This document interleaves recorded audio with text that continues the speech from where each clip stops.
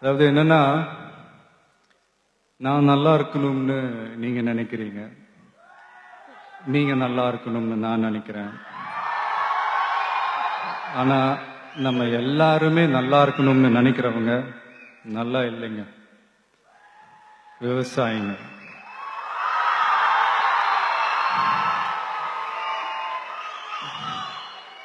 அதாவது இன்னைக்கு அவார்டு வாங்கின அத்தனை பேரும் அவங்கவுங்களோட உழைப்புக்கு கிடைச்ச ஒரு பலன்.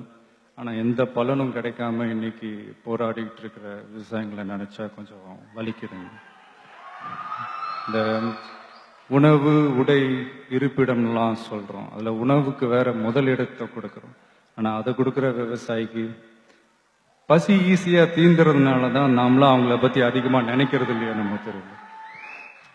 அதாவது காசு கொடுத்தா கூட சாப்பிட்றதுக்கு எதுவுமே கிடைக்காதுன்ற ஒரு நிலைமை வந்தால் தான் நாமளாம் புரிஞ்சுக்கவும் என்னமோ தெரியல. இது அவசியம்ன்றத விட அவசரமும் கூட. ஏன்னா ஆல்ரெடி நமக்கு ஆரோக்கியம் இல்லாத உணவு தான் கிடைச்சிக்கிட்டு இருக்கு. இப்போ கூட நம்ம முழிச்சிக்கலன்னு வைங்களேன், அடுத்த சந்ததிக்கு இது கூட கிடைக்காது. ஒரு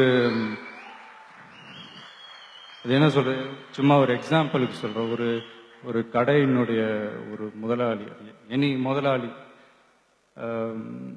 தான் உற்பத்தி பண்ற ஒரு பொருளை இன்னொரு கடையில போய் வாங்க மாட்டான்.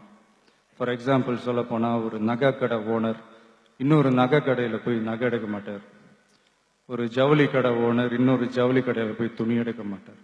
ஆனா ஒரு விவசாயி மட்டும்தான் ரேஷன் கடை கியூல நிக்கிறான். அதுவும் எதுக்குன்னா இலவச அரிசிகள். இது இந்த இந்தியா இந்த வல்லரசு ஆகணும், அதாகணும், இதாகணும்ன்றதெல்லாம் கூட அப்புறங்க. முதல்ல விவசாயிங்க நல்லா வாழ்ற அரசா மாறணும். அதான் ஏதோ தோணுச்சு பேசிட்டேன். ஏதாவது தப்பா ஏதாவது